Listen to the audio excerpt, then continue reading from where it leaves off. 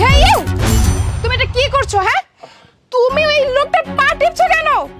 আরে ঝুমা, তোমরা আসছো? তোমার প্রশ্নের অ্যান্সার আমি পরে দিব। তার আগে তুমি আমাকে বলো, তুমি এই লোকটার পা কেন টিপছো? এই বেয়াদব শালা, এইভাবে ঘোরাঘুরি না করে বসে একটু পাড়া টিপে দাও। হোয়াট? কি বললি তুই? তোর এত বড় সাহস, তুই আমাকে বলছিস তোর পার্টি বিয়া দিতে? থাপড়াইয়া 32টা দাঁত ফালাই দেবে। এখন তুই যদি আমার কন্ডিশন না মানিস, তাহলে কিন্তু তোর বইয়ের চাকর আমি হব না। আমি সোজা এখান থেকে চলে যাব, আর তোর সাথে তার বিয়েও হবে না। দুলা ভাই প্লিজ, আমার কথা কিছু মনে করো না। হ্যাঁ, আমার সমস্ত কন্ডিশন মনে আছে।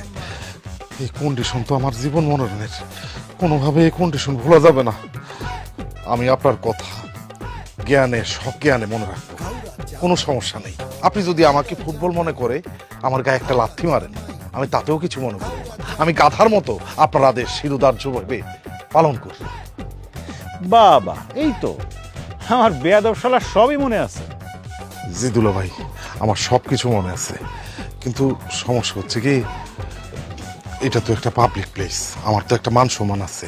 তো এখানে যদি আপনার পা টিপি, তাহলে তো আমার কোনো ইজ্জত থাকবে না, বুঝতে পারছেন না দুলা ভাই? আমাকে আপাতত মাফ করে দেন।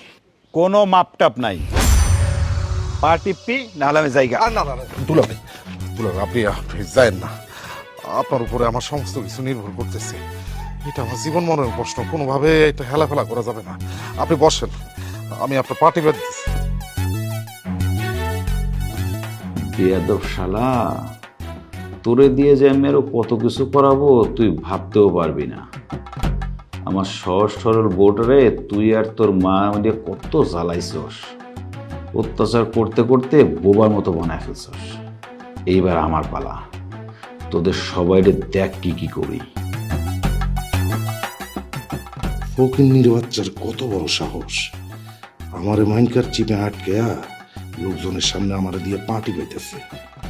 দাঁড়া, বিয়েটা শুধু একবার হইতে দে, তারপর তোরে আমি সারা জীবনের চাকর বানাই ফেলব।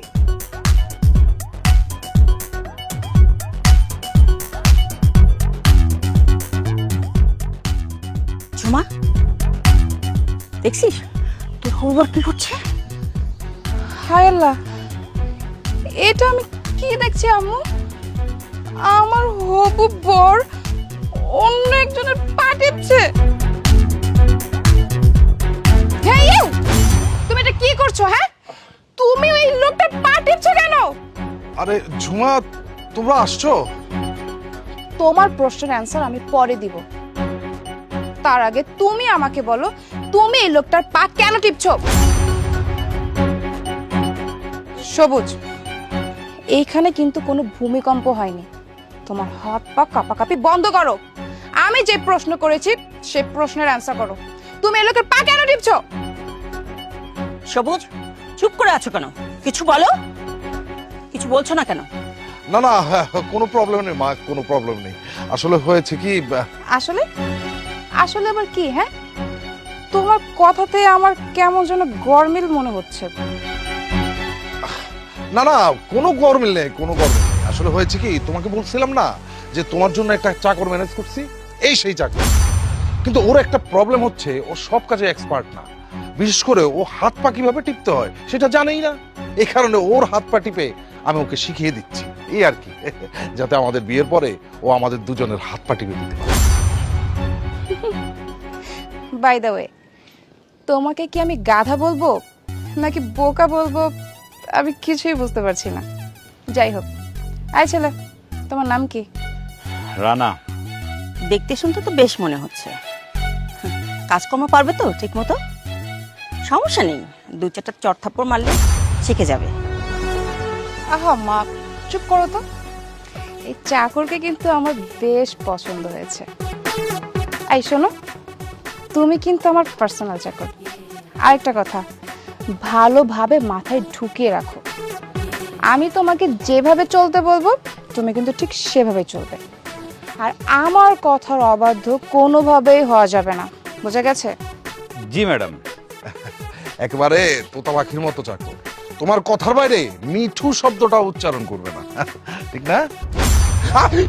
ওমা, কি ব্যাপার সবুজ, তুমি এভাবে চিৎকার করে উঠলে যে? না কিছু না, এমনি কিছু না। বাই দা ওয়ে, আগামী শুক্রবার কিন্তু তোমার আর ঝুমার বিয়ের দিন ধার্য করা হয়েছে। তোমার বাবা মাকে বলে দিও, তোমাদের কোনো অসুবিধা নাই তো?